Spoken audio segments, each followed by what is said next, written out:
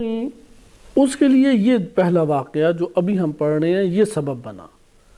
یہ ظاہری طور پہ سبب بنا، وَإِلَّا اللہ سبحانہ وتعالیٰ نے یہ آیات امت کے سپرد کرنی تھی اور قرآن کے طور پہ نازل فرمانی تھی، لیکن جو موقع اور محل ہے اس کے لیے یہ واقعہ جو ابھی ہم پڑھ رہے ہیں یہ سبب بنا، چونکہ 7 ہجری کو صلح حدیبیہ مسلمان اسی طرح واپس پلٹ گئے، 8 ہجری کو مکہ فتح ہو گیا اور مسلمانوں نے ان کے ساتھ ہی مراسم انجام دیے، اور 9 ہجری کو مسلمان نے مراسم انجام دیے لیکن اعلان کر دیا گیا کہ اب شرک سے پار کی جائے۔ سورہ توبہ، سورہ برات یا یہ ابتدائی آیت براءۃ من اللہ ورسولہ الی الذین عاہدتم من المشرکین، یا یہ کہ بعد میں فسیحوا فی الارض 4 اشہر، یہ جو آیات ہیں یہ 9 ہجری کو نازل ہوئی ہیں، 8 ہجری کو نہیں، لیکن 8 ہجری کو ایک فتح مکہ کے بعد ایک واقعہ رونما ہوا اور اس واقعے سے شدید بدمزگی پھیلی، اس واقعے کی وجہ سے مسلمانوں کے اندر اس چیز کا تقاضا بڑھ گیا کہ یہ جو باطل روشیں ہیں، انحرافی جو طور طریقے ہیں مشرکین کے درمیان، اس سے اول فرصت میں چھٹکارا پایا جائے، لہذا 9 ہجری کو یہ آیات نازل ہوئیں اور اسی طرح سے مشرکین کے ہمراہ حج کیا گیا، اور پھر 10 ہجری کو نبی صلی اللہ علیہ وسلم نے حجۃ الوداع قرار دیا، اور یہ جو حج تھا حضرت صلی اللہ علیہ وسلم نے بیان کر دیا تھا اس کے بعد میں اس دنیا میں نہیں رہوں گا، اس لیے زیادہ سے زیادہ مسلمانوں کی شرکت کی دعوت دی گئی، اور قرار یہ دیا گیا کہ جو آ سکتا ہے حج پہ وہ آئے، گھر میں رہنا اس کے لیے ٹھیک نہیں ہے، اس لیے آخری سال مسلمانوں کے ایک جمع غفیر پہ مکہ میں آیا، اور آبادی بھی اس میں 1 لاکھ یا اس سے اوپر کی ممکن ہے کہ حج کے موقع کے اوپر اس وقت بنی ہو۔ آئے ہم اس واقعے کو دیکھتے ہیں جو 8 ہجری کو ہوا۔ 9 ہجری کو پھر اسی واقعے کا ازالہ کرنے کے لیے اور مشرکین کی نجاست شرک سے اجتناب کے لیے آیات نازل ہوئی جو نبی صلی اللہ علیہ وسلم نے امام علی علیہ السلام کے وزیر سپرد کی کہ وہ اس کو انجام دیں۔ ہم اس واقعے کو مکمل کریں کہ لما فتح مکہ، جب مکہ فتح ہو گیا، لم یمنع المشرکین الحج فی تلک السنہ، تو اس سال میں مشرکین کو حج سے منع نہیں دین اسلام نے کیا۔ عربوں میں ایک سنت رائج تھی اور وہ کیا تھی کہ انہوں نے مکہ میں داخل ہو کے اگر بیت اللہ کا طواف کرنا ہے تو جس لباس میں طواف کیا وہ اسے اپنے ہمراہ نہیں رکھ سکتے، ضروری ہے کیا کریں، اسے صدقہ دے دیں۔ ولا یلبسونها بعد الطواف، طواف کے بعد وہ نہ اپنے پاس رکھ سکتے ہیں نہ لباس پہن سکتے ہیں، ہر 2 کام نہیں کر سکتے، یعنی اپنی ملکیت سے بھی انہوں نے نکالنا ہے اور اس کو تصرف میں بھی نہیں لا سکتے۔ بس جس مشرکین میں یہ طواف کے دوران یہ ایک بری روش رائج تھی، کسی بھی سال کے کسی بھی حصے میں آپ مکہ آئیں اور بیت اللہ کا طواف جس لباس میں کیا وہ لباس اپنے پاس نہیں رکھ سکتے، بلکہ کیا کریں گے، وہ یا صدقہ دے دیں گے یا اپنے ہاتھ سے بس نکالیں گے، بہرحال اپنی ملکیت سے اسے نکالیں گے۔ وَكُلُّ مَنْ وَافَ مَكَّةَ يَسْتَعِيرُ ثَوْبًا، جو شخص بھی مکہ آیا کرتا تھا وہ پھر استعارتاً ایک کپڑا لے لیا کرتا تھا، یعنی ادھر چھوٹی چھوٹی دکانیں بنی ہوئی تھیں، ان دکانوں سے وہ لے لیتے اور اپنی کوئی چیز رکھواتے تھے کہ یہ تم رکھو اور یہ لباس دے دو، چونکہ ضروری تو رواج کیا تھا کہ آپ نے جس لباس میں طواف کیا اسے اپنے ہاتھ سے نکالنا ہے، صحیح ہے، تو اس کے لیے پھر وہ دکاندار لباس رکھتے تھے اور پیسوں پہ دے دیتے تھے، ٹھیک ہے تم یہ لباس لے لو، استعارتاً اپنی کوئی چیز ہمارے پاس رکھواؤ، اور ممکن ہے کوئی پیسے بھی وہ درمیان میں معاملہ کرتے ہیں، بہرحال وہ پھر اپنا لباس جو پہنا ہوتا تھا وہ اس دکاندار یا افراد کو دیتے اور ان سے کرائے کے اوپر وہ لے لیتے تھے دوسرا لباس، اس لباس میں طواف کرتے اور طواف کے بعد وہ لباس انہیں واپس کر دیتے، اور اس طرح سے ان کے یہ دونوں امر پورے ہو جاتے، ایک تو انہوں نے وہ لباس جس میں طواف کیا وہ اپنے پاس نہیں رکھا اور اپنی ملکیت یعنی اپنے ہاتھ سے بھی اسے نکال دیا۔ تو یہ ہوتا تھا کہ وہ پھر اس میں طواف کر لیتے تھے، عاریتاً جو لیتے تھے، عاریتاً لباس کو لے کے طواف کرتے، ثم یردہ، اسے پلٹا دیتے تھے۔ اچھا اب سوال یہ پیدا ہوتا ہے جس کے پاس کرائے کے پیسے بھی نہیں ہیں کہ وہ کرائے کے اوپر لباس لے لے، اور لباس بھی اس کے پاس ایک ہی ہے، وہ کیا کرتا تھا؟ وَمَن لَمْ يَجِدْ، جو نہیں لباس پہن پاتا تھا، یعنی نہیں وہ عاریتاً لباس یا کرائے کے اوپر لے سکتا، لم یجد عاریتاً اقترا ثیاباً، یعنی عاریتاً، اس جگہ پہ عاریتاً اور کرائے کو ہمیں تھوڑا جدا سمجھنے کی ضرورت ہے، دونوں کلمات چونکہ روایت میں آ رہے ہیں۔ عاریتاً یہ ہوتا ہے کہ آپ نے کوئی چیز اپنی کسی کے پاس رکھوائی اور اس سے کہا میں یہ کتاب جو ہے، مثلا آپ نے کہا کہ مجھے یہ آپ کتاب کچھ دنوں کے لیے دے دیں، میں پڑھ کے آپ کو واپس کر دیتا ہوں۔ یہ جو آپ نے کتاب اس سے لیا، اسے ہم یہ کہیں گے کہ یہ عاریتاً لیا۔ اگر آپ اس کے بدلے میں کچھ رکھوا بھی دیتے ہیں تو جو رکھوایا وہ رہن شمار ہوگا، صحیح ہے؟ اور رہن کا معاملہ اسی طرح ہوتا ہے کہ میں آپ سے ایک چیز لیتا ہوں اور لینے کے بعد میں یہ کہتا ہوں کہ میں اتنی مدت کے بعد آپ کو یہ پلٹا دوں گا۔ وہ کہتا ہے کہ آپ میری جو چیز ہے وہ قیمت رکھتی ہے اور نہیں مجھے بھروسہ کہ وہ واپس آئے گی یا نہیں آئے گی، کوئی چیز میرے پاس رکھوائیں، تو میں وہ پھر کوئی اسی وہ جس کے اوپر راضی ہو، یعنی باہمی فریقین راضی ہوں، وہ ایک چیز رکھوا دیتے ہیں۔ اس معاملے کو کیا کہتے ہیں؟ رہن۔ ایک چیز ہوتی ہے عاریتاً لے لینا، یعنی میں نے پڑھنے کے لیے کتاب لیا پھر میں واپس کر دوں گا۔ میں نے مثلا کلہاڑا لیا ہے، میں لکڑیاں کاٹ کے آپ کو واپس کر دوں گا، اسے کہتے ہیں عاریتاً لینا۔ اس میں آپ نے معاملہ نہیں کیا کہ میں آپ کو کوئی پیسہ دوں گا یا دیگر چیزیں لوں گا۔ تیسرا معاملہ ہوتا ہے کرایتاً۔ کرایہ در حقیقت عربی کا ہی لفظ ہے کہ اس میں یہ ہوتا ہے کہ آپ ایک چیز لیتے ہیں اور اس کے استعمال کے اوپر باہمی رضامندی سے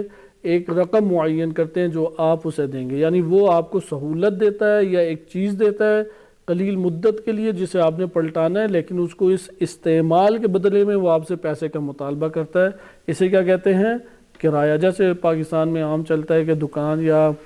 گھر آپ نے کرائے پہ لی، یعنی ملکیت کسی اور کی ہے وہ گھر، آپ ایک معاہدے کے تحت ایک مدت کے لیے اسے استعمال کر رہے ہیں، اور اس میں معاہدہ یہ ہے کہ ہر مہینے آپ اس استعمال کرنے یا اپنی ملکیت زیر ملکیت رکھنے کے اس کو بعنوان کرایہ ایک رقم دیں گے۔ بس یہ تین عنوان الگ الگ ہو گئے، ایک رہن ہو گیا، ایک عاریتاً ہو گیا، اور ایک کرایتاً ہو گیا۔ اب ادھر ان کے پیش نظر اصل نقطہ کیا تھا کہ کپڑے کو اپنے پاس سے نکالنا جس میں طواف کیا، تو اگر کسی کے پاس 2 جوڑے ہوتے تھے، کئی ایسے افراد آتے تھے ان کے پاس کئی جوڑے ہوتے تھے، لہذا وہ 2 جوڑے لے کے آتے، ایک کو سائڈ پہ رکھتے تھے، طواف کیا، جسے طواف کیا وہ تبدیل کر کے وہ کپڑا کسی فقیر کو صدقہ دے دیا، صحیح ہے؟ یہ پہلی چیز ہو گئی۔ دوسری چیز یہ ہوگی کہ اگر کسی کے پاس نئی لباس ہوتے تھے، ایک ہی لباس ہے ہی اس کے پاس ایک، تو وہ پھر مانگتا تھا عاریتاً۔ بعض لوگ سخی مزاج ہوتے ہیں، وہ دے دیتے تھے ٹھیک ہے تم یہ لباس میں کر لو پھر مجھے دے دینا، وہ پھر ان کے لباس میں طواف کرتا اور پھر کپڑے وہ جو ایک کپڑا ہے بدل کے دے دیتا۔ اگر وہ عاریتاً نہیں پاتا، چونکہ بالآخر لوگوں کے پاس عاریتاً دینے والے قلیلی مقدار ہوگی یا خاص مقدار ہوگی، وہ ختم ہوگی، زیادہ تر لوگوں نے عاریتاً لے لی ہے، تو پھر دکانیں بنی ہوئی تھی، وہ کرائے کے اوپر لباس دیا کرتے تھے، وہ کرائے کے اوپر لباس لے لیتا، طواف کرتا، اور جو کرایہ آپس میں طے ہوتا وہ مقدار وہ دے کے اپنا لباس واپس لے لیتا۔ اب ادھر یہ 3 طریقے ان میں چل رہے تھے۔ سوال یہاں پہ یہ پیدا ہوتا ہے وَمَن لَمْ يَجِدْ عَارِيَةً وَلَا كِرَاءً، جو عاریتاً بھی نہیں لے پایا اور کرایہ بھی نہیں دے پایا کیونکہ لباس ہی ختم ہو گیا تو رش بڑھ گیا۔ وَلَمْ يَكُنْ لَهُ ثَوْبٌ وَاحِدٌ، اور اس کے بعد ایک سے زیادہ کپڑا بھی نہیں ہے، ادھر سے طواف اگر اس میں کر لیا تو پھر وہ یہ پہن نہیں سکتا، تو کہاں پہ زیادہ اس کے لیے فرصت موجود ہے؟ آیا وہ لباس پہن کے طواف کرے تو پھر لازم کیا ہوگا اس کے لیے؟ صدقہ دے دے یا اتار دے، پہن نہیں سکتا۔ اس لیے اب ایک ہی لباس ہے تو پھر وہ اس طرح حساب کتاب کرتا تھا، طواف تھوڑی دیر کا ہے، میں لباس کو سائڈ پہ رکھ کے بدون لباس طواف کر لیتا ہوں، کیونکہ اگر لباس کے ذریعے کیا اور پھر میں نے وہ صدقہ دے دیا تو اتنا لمبا سفر بدون لباس تو نہیں کر سکتا نا، یا واپسی میں لباس میں تو نہیں جا سکتا، لہٰذا وہ کیا کرتا تھا؟ طاف بالبیت عریانا، بدون لباس طواف کیا کرتا تھا کعبے کا۔ یہ ان میں ایک عام چیز تھی، رائج تھی، ان کے لیے کوئی پریشانی کی چیز نہیں تھی، اس لیے افراد ہر قسم کے آتے تھے، بعض زیادہ لباس ہوتے تھے تو صدقہ دے دیا کرتے اور اپنا لباس پہن لیتے تھے، بعض عاریتاً لے لیتے تھے، دوست احباب جان پہچان کے افراد ہوتے ہیں وہ لے لیتے تھے، اور بقیہ افراد کرائے پہ لیتے تھے۔ لیکن غربت تھی، بہت سارے لوگوں کے پاس کرائے کے پیسے ہوتے ہی نہیں تھے اور کرائے والے دیتے بھی نہیں تھے۔ فجاءت امرأۃ من العرب وسیمۃ جمیلۃ، تو اس اثناء میں پھر ایک دفعہ ایسا ہوا کہ عرب میں سے ایک خاتون آئی جس کی ظاہری جو شکل و شمائل تھے وہ خوبصورت اور جمیل تھے۔ فطلبت ثوبا عاریۃ او قراء، پہلے تو اس نے تلاش کیا کہ اسے عاریۃ لباس مل جائے یا کرائے کے بدلے میں لباس مل جائے۔ فلم تجدہ، لیکن دیکھا کہ کہیں سے بھی نہیں مل رہا، یعنی عاریۃ دینے والے افراد جان پہچان کے نہیں ہیں کہ کوئی اسے فری میں لباس دے دے اور وہ پہن کے حج طواف کر لے، اور عاریتاً بھی کرایتاً بھی چلے گئے ہوئے تھے، چونکہ مقدار ہوتی ہے دکانداروں سے، بقیہ لوگوں نے لے لیا، رش ہوگا اس ٹائم۔ فقالوا لها، تو انہوں نے کہا ان تفتی فی ثیابک، تیرے پاس ایک ہی لباس ہے، اس لباس میں تو نے اگر طواف کیا،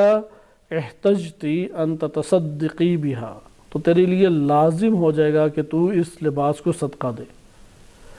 فقالت وکیف اتصدق بها ولیس لی غیرها، میرے پاس تو ایک لباس کے علاوہ کچھ ہے ہی نہیں، کیسے میں صدقہ دوں؟ لہٰذا وہ پریشان، کیونکہ ایک طرف معاشرہ کھڑا ہے اور ایک طرف خاتون کی اپنے ناموس اور حیا ہے، تو اس نے معاشرے کا مقابلہ کرنے کی اس میں سکت نہیں رہی۔ فطافت بالبیت عریانۃ، تو اس نے بدون لباس برہنہ ہو کے بیت اللہ کا طواف کیا۔ وَأَشْرَفَ عَلَيْهَا النَّاسُ، اور لوگ بار بار اس کو گھور گھور کے دیکھ رہے تھے۔ فَوَضَعَتْ إِحْدَى يَدَيْهَا عَلَى قُبُولِهَا وَالْأُخْرَى عَلَى دُبُرِهَا، اور اس نے اپنے آگے اور پیچھے بس ہاتھ رکھ کے اپنے مقام اور شرمگاہ کو چھپایا ہوا تھا۔ فقالت مرتجزۃ، اور پھر اس نے ایک اس اثناء میں شعر پڑھا، فلما فرغت من الطواف، جب طواف سے فارغ ہو گئی، خطبها جماعۃ، تو ایک پوری جماعت لوگوں کی آئی اور انہوں نے خواہش کی کہ مجھ سے نکاح کر لو، شادی کر لو۔ فقالت ان لی زوجا، اس نے کہا میں تو پہلے ہی شادی شدہ ہوں، میرا تو شوہر ہے، میں کنواری نہیں ہوں، شادی شدہ خاتون ہوں۔ تو اس سے ایک اور برا تاثر جو ہے وہ بڑے پیمانے کے اوپر ابھرا۔ تو یہ واقعہ مسلمانوں کے اندر یا اس وقت لوگوں کے درمیان شہرت پا گیا، اور بڑی اس نے بدمزگی اس کی وجہ سے پیدا ہوئی اور بڑی بدمزگی اس سے پھیلی۔ لہٰذا یہاں پہ نبی صلی اللہ علیہ وآلہ وسلم نے کے اوپر آیات نازل ہوئیں تاکہ ان بری روشوں، کیونکہ ان روشوں کی اساس مشرکین ہیں، شرک کی وجہ سے اس طرح کے فحش اور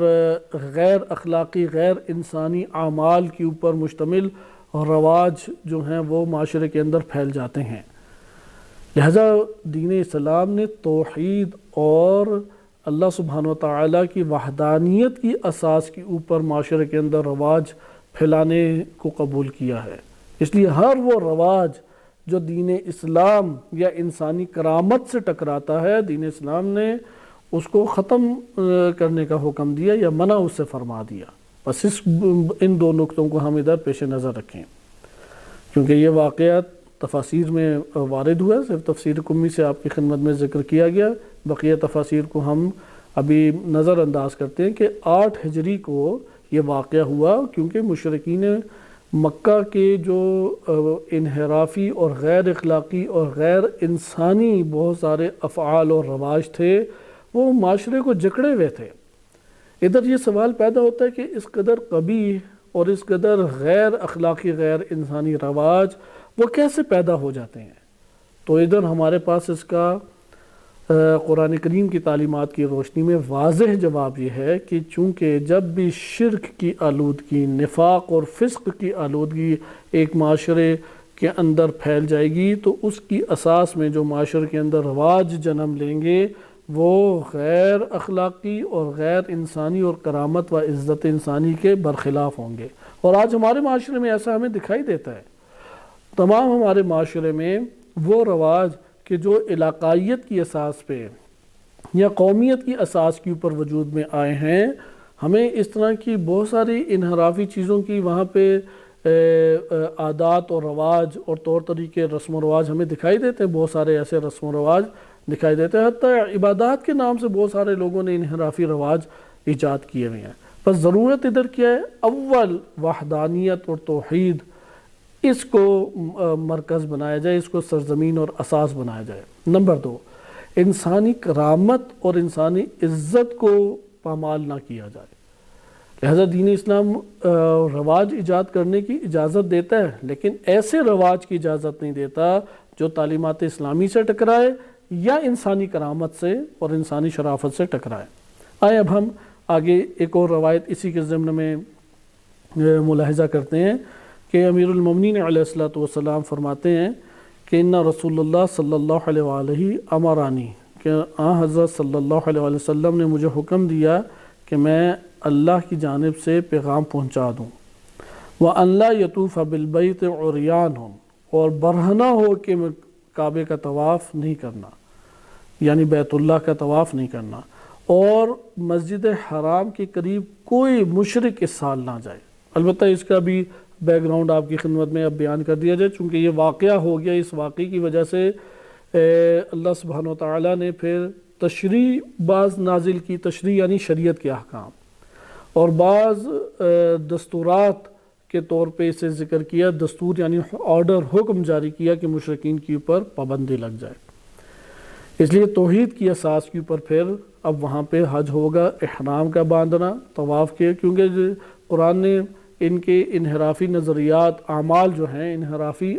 نظریات نہیں اعمال، وہ ذکر کیے ہیں۔ مثلا فارغ ہو کے دیواروں کی پشتوں سے جاتے تھے، دروازوں سے نہیں۔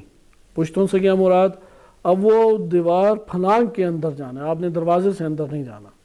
تو وہ عجیب منظر بھی عجیب سا ہے کہ طواف بالآخر کر کے آیا، عقل میں اضافہ ہونا چاہیے، اس کی تو رہی سے ہی عقل بھی چلی گئی کہ وہ جو اللہ اتنا بڑا دروازہ ہے اور جس سے گزر سکتا ہے، اس نے اس کی بجائے، دیواریں بھی اس دور میں لمبی ہوتی تھیں، تو دیوار پھلانگ کے یا کھڑکیوں سے اندر داخل ہونا ہے، یہ ایک رواج ہے جی۔ بیت اللہ کے حج کے عنوان سے ان کے عجیب و غریب رواج موجود تھے۔ دوسرا واقعہ جو کہ شان نزول کے عنوان سے ہے، اس میں آپ کی خدمت میں بعض اہل سنت کتب سے ہمیں ادھر سہارا لینا پڑے گا، کیونکہ جب یہ آیات 9 ہجری کو نازل ہوئیں، 8 ہجری کو تو وہ مراسم، ممکن ہے حج نہ مسلمانوں نے کیا ہو، عمرہ کیا، اور کیونکہ یہ طواف سے تعلق رکھتی ہے، اس کا حج سے تعلق نہیں ہے اس واقعے کا جو ابھی آپ کے سامنے بیان ہوا ہے، لیکن آپ نے اس میں ملاحظہ کیا کہ یہ واقعہ پورے کے پورے عرب میں معروف ہوا، اور اس قباحت کو دور دین اسلام نے آ کے کیا کہ برہنہ ہو کے طواف نہیں ہونا چاہیے، یعنی اگر کسی کے پاس مال نہیں ہے، عاریتاً نہیں لے سکتا، کرایتاً نہیں لے سکتا، لازم ہے تب بھی کہ وہ لباس پہن کے وہ کرے، احرام لباس قرار دیا گیا، اور وہ بھی پھر احرام کے احکام ہیں۔ اب 8 ہجری تک تو مسلمانوں نے ساری چیزوں کو دیکھا، 9 ہجری کو آئے ہیں، 9 ہجری کو اب حج پرزور پر جوش طریقے سے کرنے مسلمان جا رہے ہیں، لیکن نبی اکرم صلی اللہ علیہ وآلہ وسلم انہوں نے وہاں پہ جانا نہیں گئے اور قبول نہیں کیا جانے کو۔ اچھا، اس اثناء میں قرآن کی آیت نازل ہو گئی۔ یہ جو آیات نازل ہوئیں، ابتدائی 9 آیات ہیں، 10 آیات ہیں، یعنی اس کو ہم یہ کہہ سکتے ہیں کہ ابتدائی آیات۔ یہ جو ابتدائی آیات تھیں نازل ہوئی تو نبی صلی اللہ علیہ وسلم نے پہلے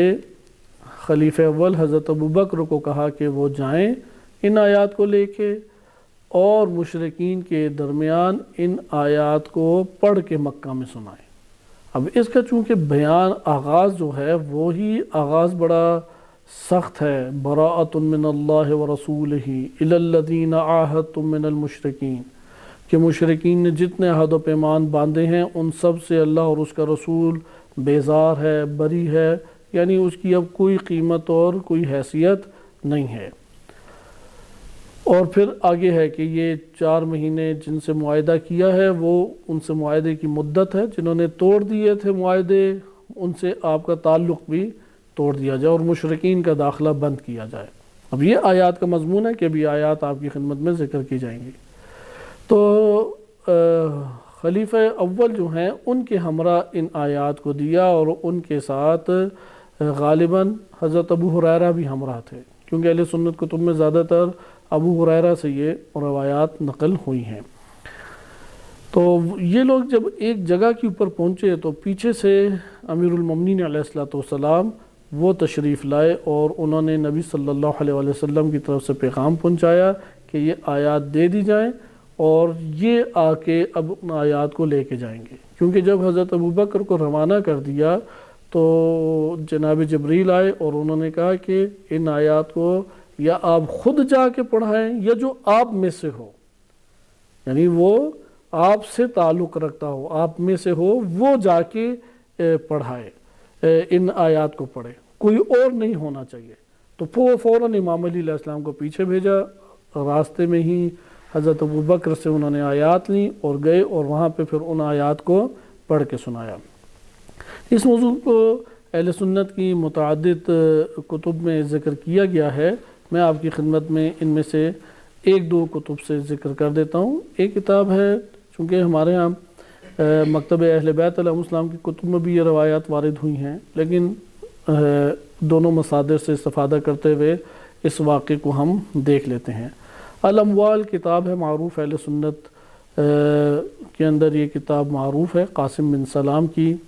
224 ہجری کی، بہت قدیمی کتابوں میں سے، ائمہ علیہ السلام کے زمانے کی ہے یہ۔ اس میں جو مجاہد ہیں، ابن جریج مجاہد سے نقل کرتے ہیں۔ مجاہد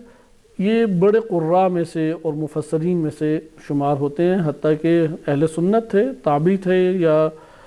تبع تابعین میں سے ہے، لیکن شیعہ سنی دونوں میں ان کا اہتمام کیا جاتا ہے۔ تو مجاہد ذکر کرتے ہیں کہ یہ جو اللہ سبحانہ وتعالیٰ کا فرمان ہے کہ براءۃ من اللہ ورسولہ للذین عاہدتم من المشرکین، تو فرمائے کہ جو عہد جن سے بادا ہوا تھا وہ تھے خزاعہ ایک قبیلہ ہے، مدلج ایک قبیلہ ہے، اور من کان لہ عہد من غیرہم، اور ان میں سے جن سے ان کے علاوہ جن سے باندھا گیا تھا۔ اچھا، اس میں جی ہاں، پھر وہ ذکر آگے کرتے ہیں کہ نبی اکرم صلی اللہ علیہ وسلم جب لوٹے تبوک سے، فارغ ہوئے اور حج کا ارادہ کیا، تو مشرکین بھی چونکہ آتے تھے، اور وہ ان میں سے بہت بڑی ایک تعداد جو تھی وہ برہنہ طواف کیا کرتی تھی، اور نبی صلی اللہ علیہ وسلم اس طرح سے طواف کرنے کے لیے طواف کرنے والوں کے درمیان پسند نہیں کرتے تھے کہ وہ طواف کریں، لہذا اس صورت میں انہوں نے پھر بھیجا طواف کے لیے۔ مسلمان تو گئے، لیکن اس ضمن میں خلیفہ اول اور امیر المومنین علیہ السلام ان کو بھی بھیجا گیا۔ اب وہ اس کے بعد وہ پھر بعض احادیث کو نقل کرتے ہیں کہ جیسا کہ یہ صحیح حبان میں بھی ہے اور دیگر کتب میں بھی ہے، آپ کی خدمت میں ایک دو کتابوں سے اس کا تذکرہ کیا جائے۔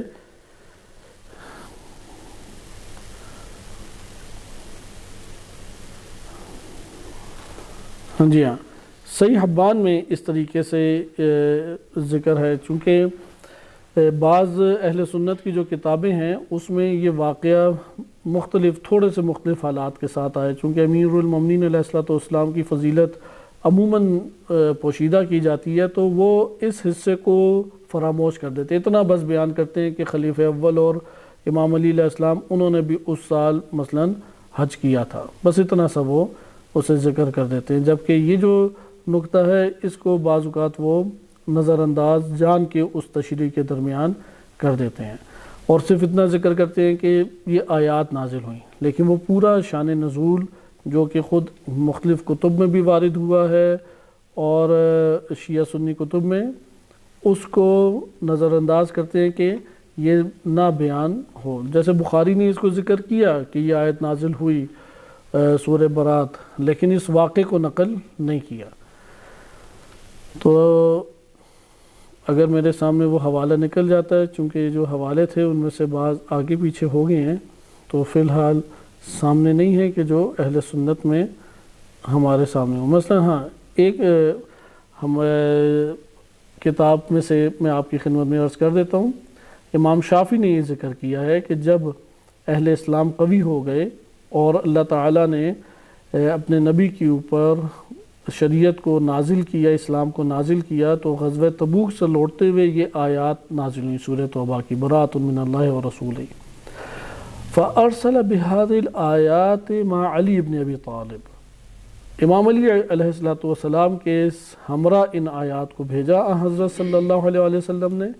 فَقَرَأَهَا عَلَى النَّاسِ فِي الْمَوْسِمِ، موسم کہتے ہیں حج کے ایام، حج کے موقع کے اوپر امام علی علیہ السلام نے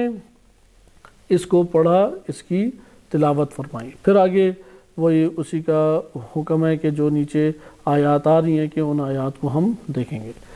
اسی طریقے سے بقیہ بھی اہل سنت کی کتب میں، کیونکہ یہ جو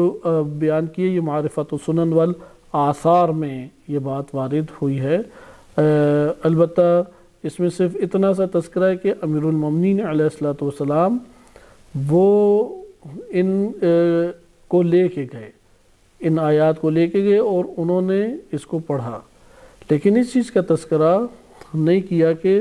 خلیفہ اول ان سے لے لی گئیں۔ بہرحال ہم بعض مکتب اہل بیت علیہ السلام سے تعلق رکھنے والی اگر ہم دیکھیں روایات کو، تو ان روایات سے استفادہ کرتے ہیں، کیونکہ یہ روایات ہماری مختلف کتب میں وارد ہوئی ہیں، اور روایات سے ہم ایک اسے تفسیر روائی کے باب سے بھی کہا جا سکتا ہے کہ بیان کیا جائے۔ امام صادق علیہ السلام سے ایک روایت ہے کہ رسول صلی اللہ علیہ وسلم نے بعث ابا بکر ببراءۃ، یہ جو سورہ برات ہے اس میں نبی صلی اللہ علیہ وسلم نے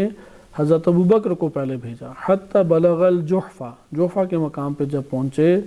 تو رسول اللہ صلی اللہ علیہ وسلم نے امیر المومنین علیہ السلام کو بلایا اور بھیجا ان کے پیچھے، اور پھر امام علی علیہ السلام نے ان کو پا لیا، فَأَدْرَكَهُ، پھر خلیفہ اول نے امام علی علیہ السلام سے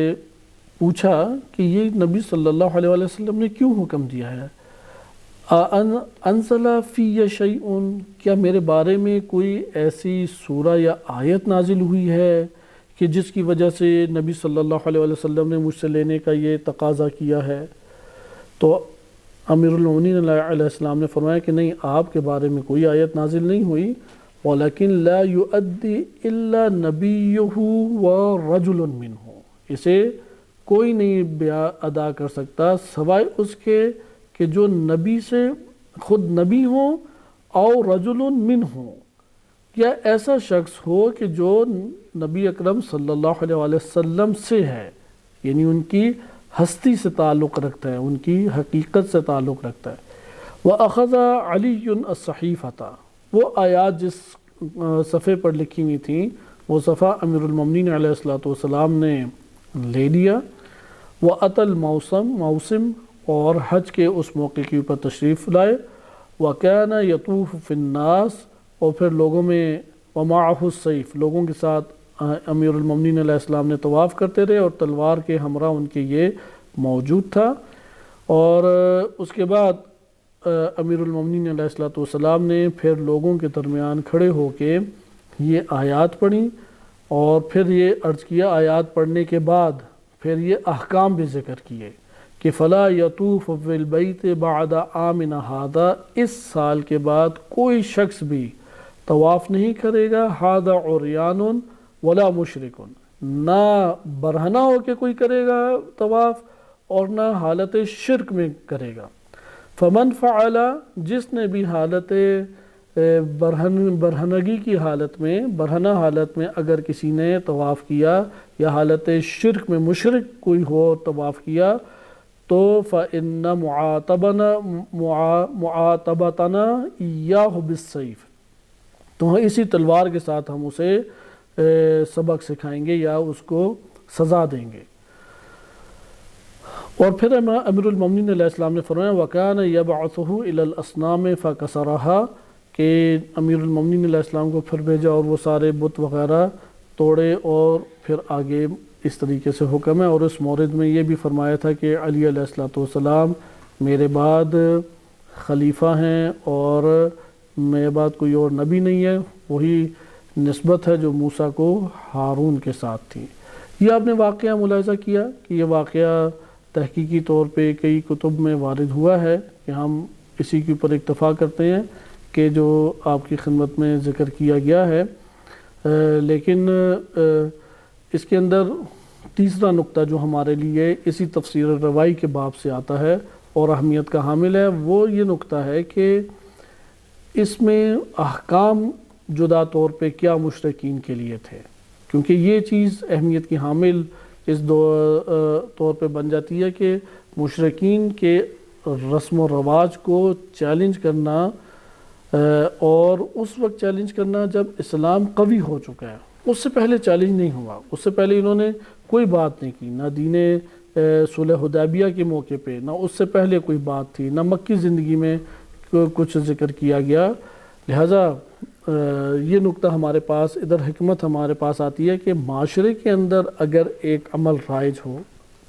اور اس کا ہم نے اگر خاتمہ کرنا ہے تو اس کا خاتمہ کرنے کے لیے ایک قوت کے انتظار کی ضرورت ہے۔ اس حکمت کو اس ضمن میں ہمیں سمجھنا چاہیے کہ اس وقت اس کا اعلان کرنا چاہیے جب قوت اتنی حاصل ہو۔ اگر قوت حاصل نہ ہو تو ایک تو عمل نہیں ہوگا، دوسرا ان کا الجھاؤ اور سخت ہو جائے گا، اور وہ فرصت ہی نہیں دیں گے کہ دوبارہ سے یہ راہ ہموار کی جا سکے۔ لہٰذا آئیں اب ہم اس آیت کریمہ سے بعض نتائج لیتے ہیں، اور بعض اس عنوان سے جو سبق ہمارے سامنے آشکار ہوتا ہے تفسیر کے باب میں اس کو ملاحظہ کرتے ہیں، لیکن روایت کے ہمراہ کہ تفسیر قمی کی طرف رجوع کرتے ہیں کہ تفسیر قمی میں امیر المومنین علیہ السلام ان آیات کے ضمن میں فرماتے ہیں کہ نبی اکرم صلی اللہ علیہ وسلم نے مجھے خصوصی طور پہ یہ حکم دیا کہ میں اللہ کی جانب سے ایک یہ ابلاغ کر دوں، یعنی جو آیات اللہ نے نازل کی وہ پڑھ کے سنا دوں۔ چلو یہ تو ہو گیا، دوسرا اور حکم کیا تھا کہ یہ بات لوگوں تک پہنچا دیں کہ بیت اللہ کا طواف برہنہ نہیں کرنا، ابھی جیسا کہ ہم نے روایت میں پڑھا تھا، البتہ وہ تفسیر فرات کی روایت تھی۔ نمبر 3 کیا ہے کہ مسجد حرام کے قریب بھی نہ مشرک آئے، اس سال کے بعد مسجد حرام کے قریب بھی کسی نے نہیں آنا۔ یہ 3 ہمارے پاس حکم آ گئے۔ یہاں پہ حکمت کو آپ دیکھیں، جیسا کہ آپ نے ملاحظہ کیا کہ روایت میں ہے کہ جب قوی اہل الاسلام، امام شافعی نے بھی ذکر کیا، اور ظاہراً ایک تحلیلی صورت بھی ہمارے سامنے یہ آتی ہے کہ جب اسلام قوی ہو گیا تو اس قدر رائج بڑے پیمانے پہ جو احکام تھے اس سے ٹکراؤ لیا گیا۔ مثلا مدینہ کے اندر قبلہ کی جب بات آئی تو قرآن کریم اس سے بہت ابھارا ہے۔ سورہ بقرہ میں پے در پہ آیات کے اندر قبلے کے تذکرہ آیا کہ قبلہ اول سے رخ پھیر کے بیت اللہ کی طرف، بیت اللہ کو قبلہ قرار دیا گیا۔ یہاں پہ جو ٹکراؤ تھا وہ اہل کتاب کے ساتھ تھا، کیونکہ مشرکین تو مسجد اقصیٰ کی طرف رخ کر کے کوئی عبادت انجام نہیں دیتے تھے، لیکن مدینہ کے ارد گرد تھے یہود و نصارہ، اور ان کے لیے جو سرزمین مقدس ترین سرزمین تھی وہ بیت المقدس اور یہی مسجد اقصیٰ تھی، لہذا وہ اس کی طرف رخ کر کے نماز پڑھتے تھے۔ تو وہاں پر جب اسلام قوی ہو گیا، کیونکہ مسلمانوں نے جنگ جیت لی، مثلا بدر میں فاتح ہو گئے، خندق کے موقع کے اوپر شکست دی مشرکین کو اور وہ چلے گئے، ناکام ہو گئے۔ احد میں بھی ایک سخت ٹکراؤ ہوا، اول جنگ میں فاتح تھے، لیکن جو آخری جنگ ہے اس میں مسلمانوں کو نقصان اٹھانا پڑا، لیکن اس سے یہ پتہ لگ گیا مسلمانوں کی قوت کو اب توڑا نہیں جا سکتا۔ جب اس سطح کے اوپر اسلام کی قوت پہنچ گئی تو یہاں پہ اب کفار اور یہود و نصارہ ان کے مقابلے میں تشریع اللہ کی طرف سے ہوئی اور قبلہ تبدیل کر دیا گیا۔ ابھی بھی مسجد قبلتین، 2 قبلوں سے کہ جو ہے جہاں پہ یہ واقعہ پیش آئے ادھر بڑی خوبصورت مسجد بنی ہوئی، اور جو زائر اور حاجی ہیں وہ وہاں پہ نماز ادا کرنے کا شرف حاصل کرتے ہیں، لیکن ادھر آپ نے حکمت دیکھی کہ احکام حکومت اللہ کی ہے۔ اب اس میں کیا مصلحت ہے کہ مسجد اقصیٰ کو ترک کر کے بیت اللہ کو مرکز قرار دیا گیا؟ یقیناً اللہ تعالیٰ کی بہت حکمتیں ہیں، اور ہم غور و فکر کر کے بہت سارے نکات بھی نکال سکتے ہیں، لیکن ایک حکمت ہمارے سامنے بہت واضح ہے، اور وہ یہ ہے کہ کلمات اللہ ہی العلیٰ، اللہ ہی کا کلمہ، اللہ ہی کی ذات، اللہ ہی کا حکم وہ غالب آنے والا ہے۔ اس لیے اس کے غلبے کو ظاہر کرنے کے لیے یہ عمل ہمارے پاس ایک حکمتوں میں سے ایک بڑی حکمت ہے کہ اللہ کے حکم کے غلبے کو ظاہر کیا جائے۔ اگر وہ سارے کے سارے سازگاری اور ملن نثاری ہی کے طور طریقوں سے آگے بات چلاتے رہیں تو پھر غلبہ کس کا یہ صحیح طرح سے معلوم نہیں ہو سکے گا۔ اس لیے دین اسلام کے غلبے کے لیے اور اللہ سبحانہ وتعالیٰ کے حکم کے غلبے کے لیے قبلے کی ہم دیکھتے ہیں کہ قبلہ رخ ہو کے بیت اللہ کی طرف قبلہ رخ ہو کے نماز ادا کی جائے، اور اس طرح سے ان کی شریعت کے اوپر، دین اسلام کی شریعت کا غلبہ اور حاوی ہونا، مسلط ہونا، یہ اس کو عملی پیرائے میں سامنے آ گیا۔ لیکن ابھی مشرکین سے ٹکراؤ مشکل تھا، کیونکہ مشرکین اور ان کے رواج کسی بھی جگہ پہ، ہم مثلا اپنے معاشرے میں بہت سارے رواج دیکھتے ہیں کہ وہ نہیں اس جگہ پہ اگر نہ ہوں یا ان سے ٹکراؤ کر کے اسے ختم کیا جائے تو یہ زیادہ مناسب ایک عمل ہوگا۔ خصوصاً عبادات کے عنوان سے شیعہ سنی دونوں میں بہت بعض ایسی چیزیں رائج ہو جاتی ہیں کہ جس کو تنقید کا نشانہ بنایا جاتا ہے اور بنانا چاہیے بھی۔ مثال کے طور پہ پورے بدن پہ بیڑیاں وغیرہ پہن کے چلنا، کوئلوں کے اوپر چلنا اور اسے ایک ماتم قرار دے دینا، یا یہ بحرین وغیرہ یا بعض جگہوں پہ ایسی چیزیں رائج ہوئیں کہ انہوں نے کیچڑ کا تالاب بنایا اور اس میں اب یا حسین کہہ کے سوئمنگ کرنے کی کوشش کرنا، یا حرموں میں سینے کے بل چل چل کے داخل ہونا،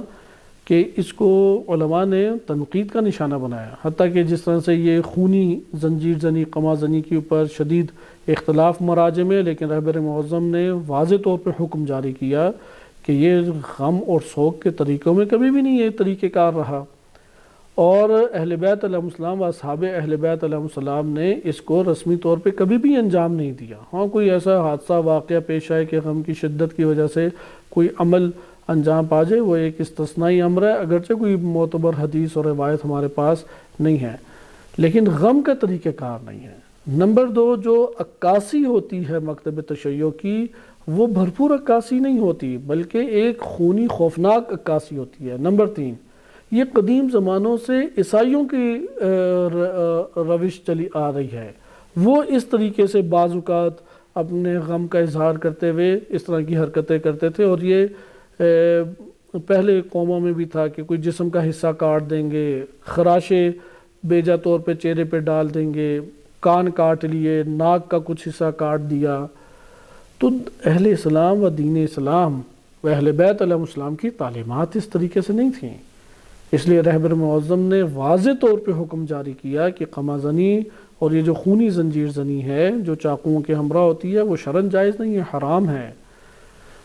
لیکن اس کے مقابلے میں آپ دیکھتے ہیں کہ وہ رواج کہ جو ہدف امام حسین علیہ السلام اور کربلا کی حقیقی ترجمانی کرنے والے رواج ہیں، اس کو اسی طرح سے تشویق دی گئی ہے رہبر معظم کی طرف سے، اور خصوصی طور پہ اس کے اہتمام کرنے کے لیے فرنگ سازی کی گئی۔ لہٰذا ایسا نہیں ہے کہ عزاداری سے ایک چیز کو آپ ہٹا دیں اور وہ لوگوں نے رائج کی ہوں، اور اس کے بعد آپ اس کو کسی نہ کسی تاریخی واقعے سے جوڑنے کی کوشش کریں کہ محمل میں جناب زینب سلام اللہ علیہ کا سر لگ گیا اور خون جاری ہو گیا، اب بس ہر ماتمی پھر خون جاری کرتا رہے، جبکہ وہ سندن ہے بھی نہیں، ثابت بھی نہیں ہے، اور امام معصوم سے بھی وہ نہیں ثابت۔ تو خلاصہ کلام قوموں کے اندر ایسے رواج پڑ جاتے ہیں، جیسے بھی بریلویوں اور دیوبندیوں میں عجیب و غریب قسم کے رواج اور نظریات ہمیں ایسے نظر آتے ہیں کہ جس کو بالکل غیر معقول نظریات ہے۔ بہشتی دروازہ ہے کہ اس سے ہر سال گزرتے ہوئے کئی افراد مارے جاتے ہیں، یا قبروں کو سجدہ کرنے کی طرف آ جاتے ہیں، یا عجیب و غریب کہانیاں اور من گھڑت داستانیں اور واقعات جو انہوں نے ایجاد کیے ہوئے ہیں۔ لہذا معاشروں میں جو رواج ہیں، انبیاء علیہ السلام و ائمہ علیہ السلام ایسے رواج جن میں انحراف، کجروی یا تعلیمات اسلامی کی حقیقی ترجمانی نہیں بلکہ اس کے برعکس ترجمانی ہوتی ہے، ان سے مقابلہ کیا دین اسلام نے۔ لہذا دین اسلام کا معاشرے کے اندر رواجوں سے جو ٹکراؤ ہے، یہ بہت قیمتی موضوع ہے جس کا ہمیں مطالعہ کرنا چاہیے، تاکہ چونکہ رواج کے بغیر معاشرہ نہیں رہ سکتا، رواج تو بننے ہی بننے ہیں۔ عبادات بدون رواج نہیں ہوتی، اجتماعی عبادات انجام دی جاتی ہیں، دی جانی چاہیے۔ دین سب سے پہلے آ کے تعارف کرائے گا، بہت خوب۔ اس کے بعد دین انسان کو وسعت دیتا ہے، کیونکہ اللہ تعالیٰ نے دین اسلام کو جب نازل کیا ہے تو شریعت اسلامی کو آسان بنایا ہے۔ الحنفیہ السماحہ کہ معتبر حدیث میں وارد ہوا ہے کہ یہ دو خصوصیات ہیں دین اسلام کی۔ امام صادق علیہ السلام سے یہ روایت ہے، حنفیت ہے، نمبر 2 یعنی فطرت کے تقاضوں کے تحت ہے۔ حنفیت کو اگر ہم اس تعبیر میں لائیں تو یہ سب سے بہترین تعبیر بنتی ہے، کیونکہ فطرت کے عین تقاضوں کے تحت ہونے کو حنیفاً سے بعض نے تعبیر کیا ہے، یعنی دین اسلام کا کوئی حکم انسان کی فطرت سے ٹکراؤ نہیں رکھتا، انسانیت سے نہیں ٹکراؤ رکھتا۔ یعنی دین اسلام یا شریعت کا ہر حکم انسان کی انسانیت کی تکمیل کے لیے ہے۔ مثلا روزہ حیوانیت کو مارتا ہے، انسانیت کو وجود دیتا ہے۔ مثلا نماز غفلت کو اور حیوانیت کو مارتی ہے، انسانیت کو وجود دیتی ہے۔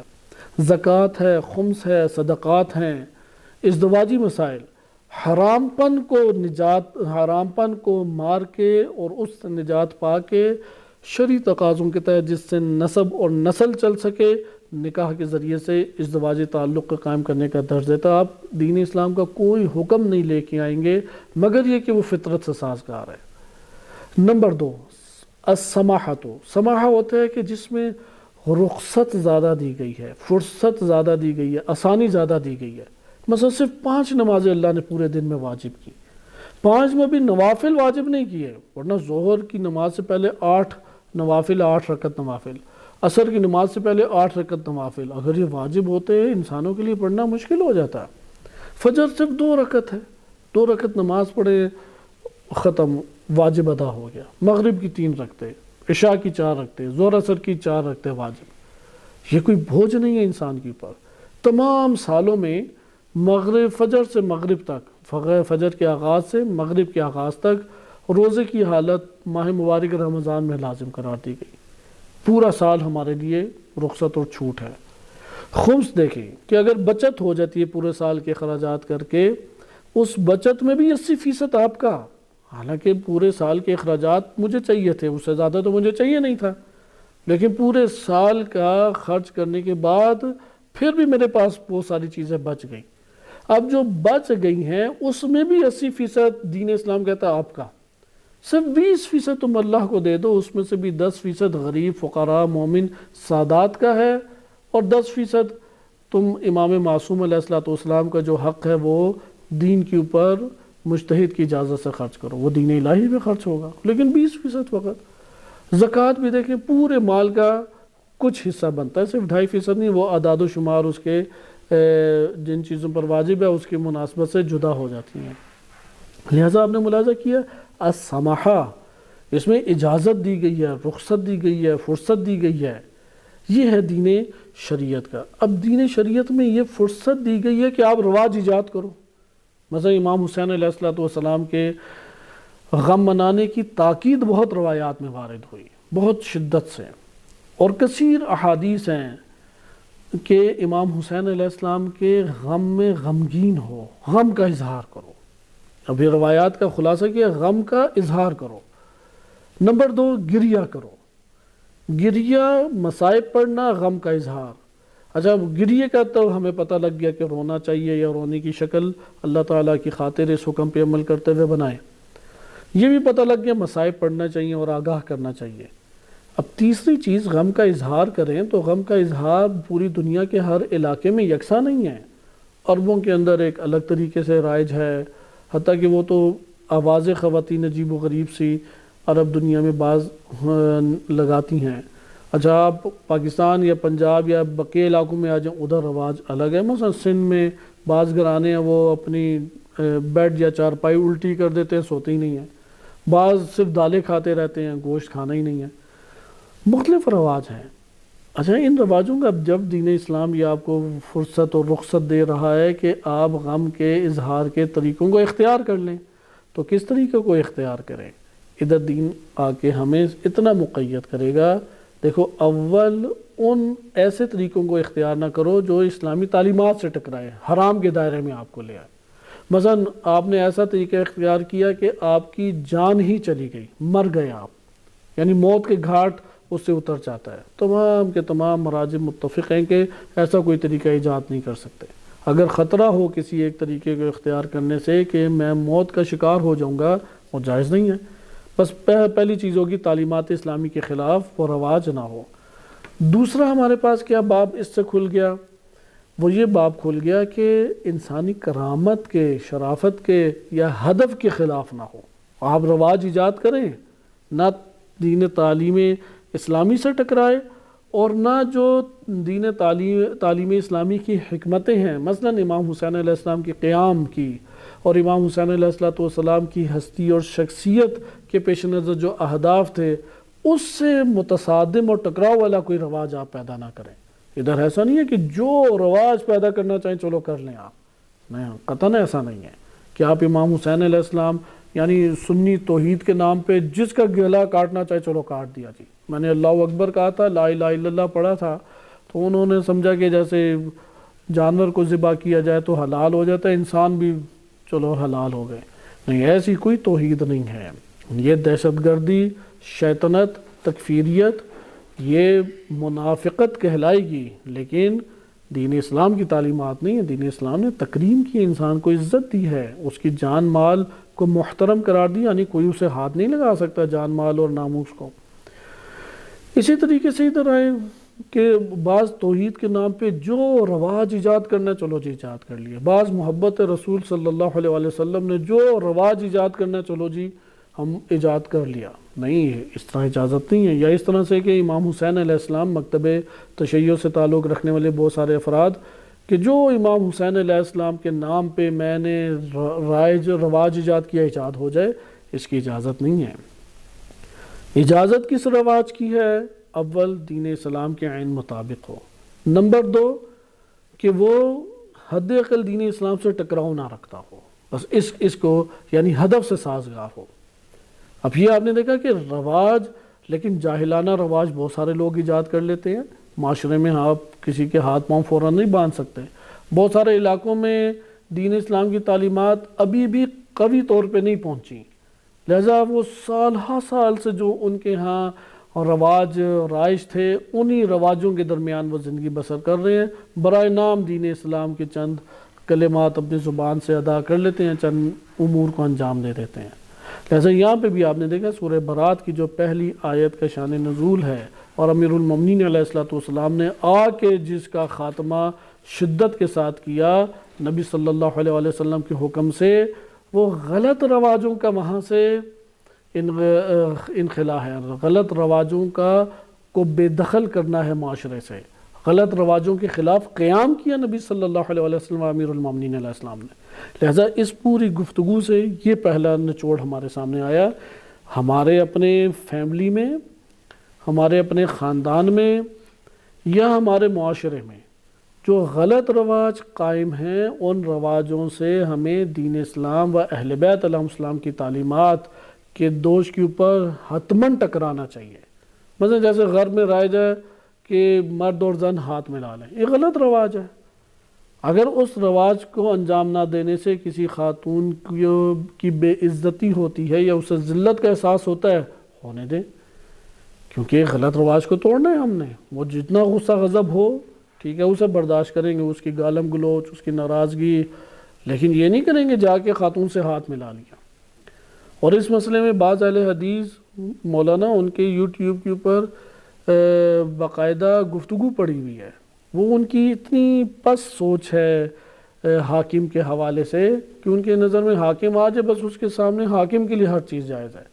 اب سعودی عرب کے جو حکام ہیں وہ جاتے ہیں خواتین سے ہاتھ ملاتے ہیں،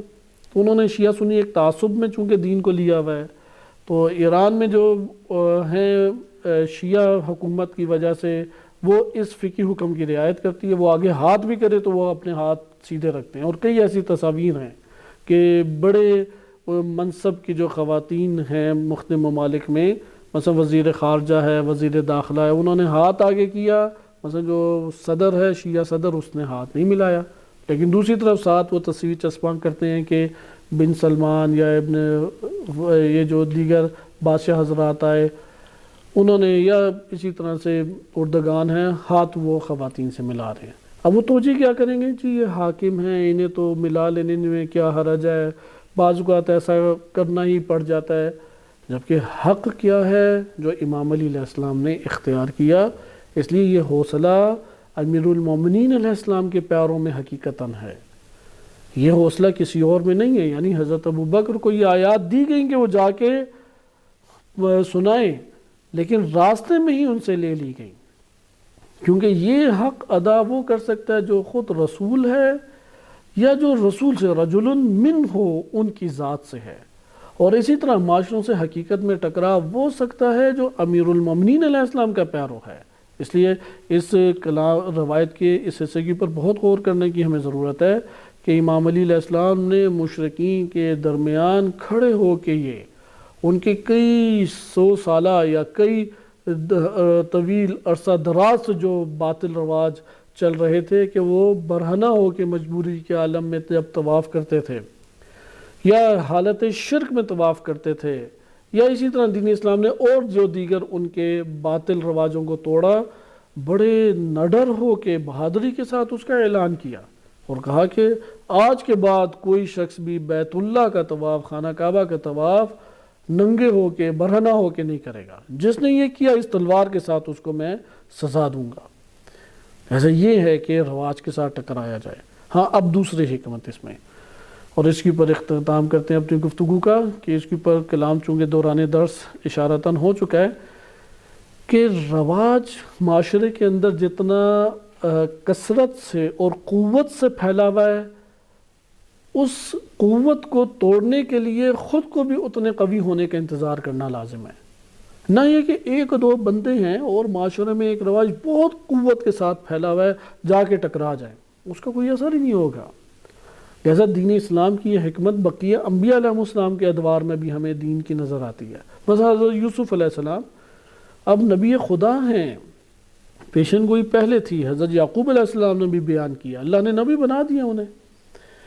لیکن غلام جب بن گئے عزیز مصر کا تو بتوں کے ساتھ ٹکراؤ کب شروع کیا؟ اگرچہ اپنی ذاتی فردی شخصی طور پہ تو پہلے روز اول سے بتوں سے وہ ٹکرا رہے ہیں، لیکن معاشرے کے اندر کب بتوں سے ٹکرائے؟ جب ان کو یہ قوت حاصل ہوگی۔ اس لیے اندر ہی اندر بندے اپنے بنائے، اندر ہی اندر تبلیغ کی، افراد کو جوڑا، اور غریب طبقہ جلد حق کی جانب آ جاتا ہے، کیونکہ جب پیٹ بھرا ہو تو شقاوت اور بغاوت انسانی نفس کے اوپر چھا جاتی ہے۔ قرآن کی متعدد آیات میں یہ بات ذکر ہے کہ اللہ تعالیٰ اگر سب کے لیے رزق کو وسیع کر دیتا تو یہ سارے کے سارے شقاوت کی وجہ سے لڑ جھگڑ کے مر جاتے۔ یا قرآن نے سورہ علق میں بیان فرمایا کہ ان الانسان لیطغی ان رآہ استغنی، جب بے نیاز دیکھتا ہے، پیٹ بھرا دیکھتا ہے تو پھر طاغوت بننا شروع ہو جائے، طغیانیت آ جاتی ہے۔ لہذا فقراء کے اندر وہ شعلہ بند ہوتا ہے، یہ نہیں ہے کہ وہ بڑے پارسا اور بڑے متقی ہوتے ہیں، لیکن ان میں چونکہ شعلہ بند ہوتا ہے لہذا آنے کے چانسز بڑھ جاتے ہیں۔ اس لیے فقراء زیادہ جنت میں جائیں گے کہ ان کے اندر بغاوت اور طغیانیت کا شعلہ بڑا کم تھا، اس لیے ان کو حق کی جانب جانے میں ان کی عمراء کی نسبت آسانی پیش آئی۔ بہرحال حضرت یوسف علیہ السلام نے افراد کو اپنے ارد گرد کیا، مسلمان کیا، دین کی طرف لائے، وحدانیت کا درس دیا، اندر ہی اندر ایک قوت جنم لینے لگ گئی،